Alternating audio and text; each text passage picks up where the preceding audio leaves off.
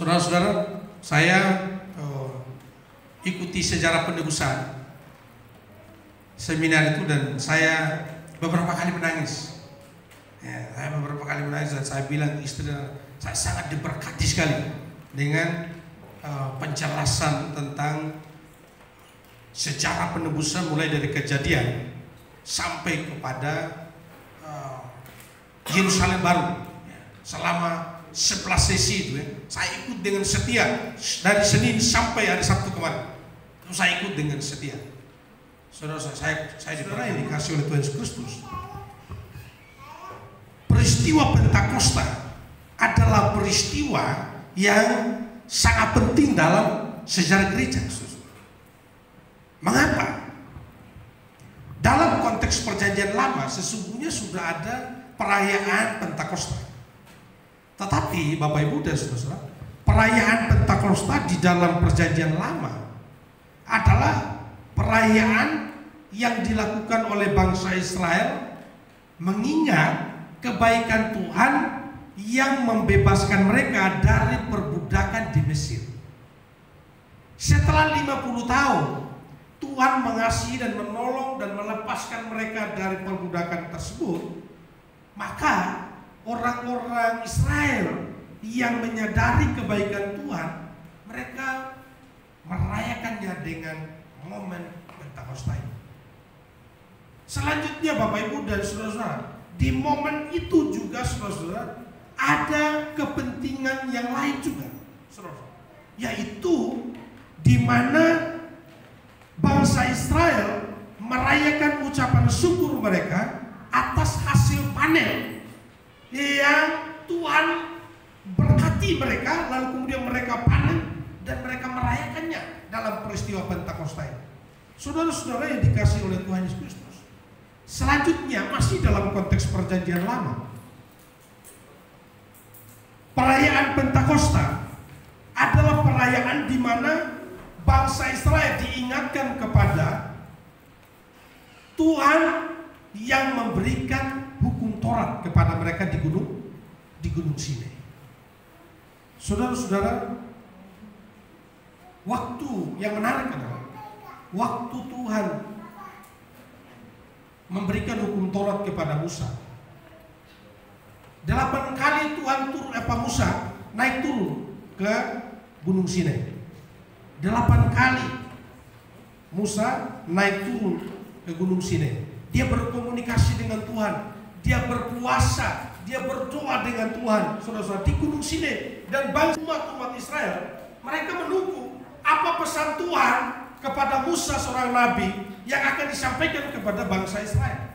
Saudara-saudara, waktu Musa turun yang ke-6, saudara-saudara, waktu Musa turun yang ke-6, itu ada hitung-hitungannya, saudara-saudara. Lain kali kita akan bahas ini secara detail. Waktu Musa turun yang ke-6, dia melihat bangsa Israel menyembah berhala dan membuat patung. Saudara, mereka menyembah berhala dan membuat patung. Turun yang ke-6, Musa turun dengan membawa lobat, 2 lobat. Karena melihat bangsa Israel yang mengingkari perjanjian dengan Tuhan, maka Musa melempar lobat itu, saudara. Pecah atau tidak, saudara? Pecah. Wah, karena lobat itu kan dibawa turun oleh Musa, saudara, sebagai bukti perjanjian. Itu dituliskan oleh Tuhan, saudara. Sudah dilemparkan karena perbuatan bangsa Israel yang menyembah berhala. Karena kekesalan itu, saudara, ada janji yang diingkar antara umat dengan Tuhan. Nah, Musa berkata, siapa yang masih setia kepada Tuhan, silakan ikut saya. Saudara-saudara, orang-orang Lewi siap mengikuti Musa. Lain tidak mengikuti Musa. 3.000 orang dibunuh di situ karena mereka menyembah berhala dan tidak mau mengikuti Tuhan, dibunuh. Saudara-saudara yang dikasih oleh Tuhan, akhirnya apa? Musa, lobatu yang sudah pecah itu, Musa mengukirnya kembali. Sekarang Musa yang mengerjakannya, Musa yang memahatnya dengan dengan manual. Tadi Tuhan yang memberikan karena kesal dilemparkan pecah. Sekarang Tuhan Musa harus menulisnya, memahatnya, saudara-saudara. Perlu waktu, saudara. Dia memahat dan akhirnya dia naik lagi ke atas gunung Sinai. Dia berdoa dan berpuasa lagi selama 40 hari. Saudara-saudara yang dikasih oleh Tuhan, Musa turun yang ke-8. Hukum Tuhan dijadikan patokan di dalam kehidupan bangsa Israel. Saudara-saudara, peringatan Pentakosta bagi bangsa Israel dalam konteks perjanjian lama adalah peringatan Tuhan yang mengasihi mereka, Tuhan yang berjanji setia kepada mereka dan tidak meninggalkan mereka.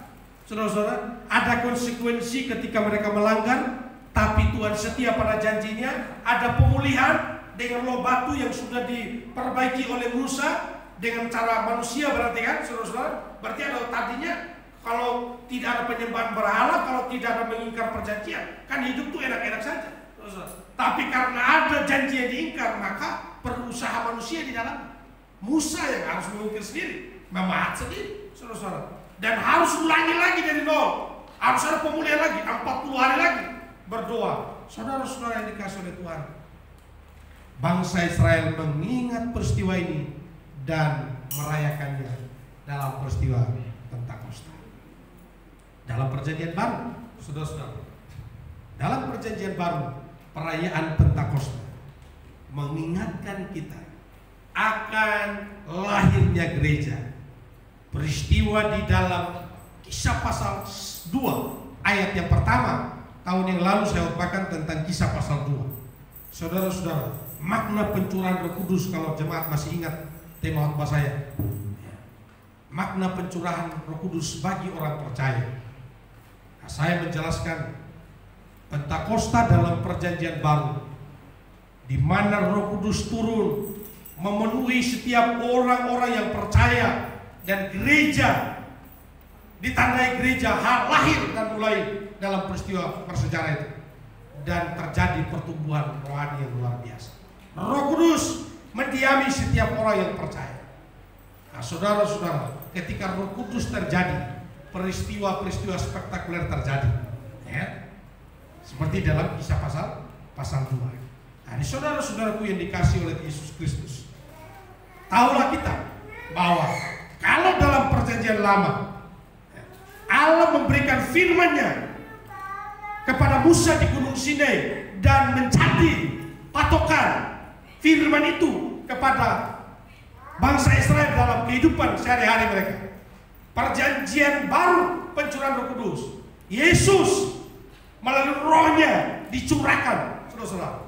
Firman dalam perjanjian lama, Roh Kudus Yesus dalam perjanjian baru adalah sama Allah yang kita sembah. Amin, Bapak Ibu.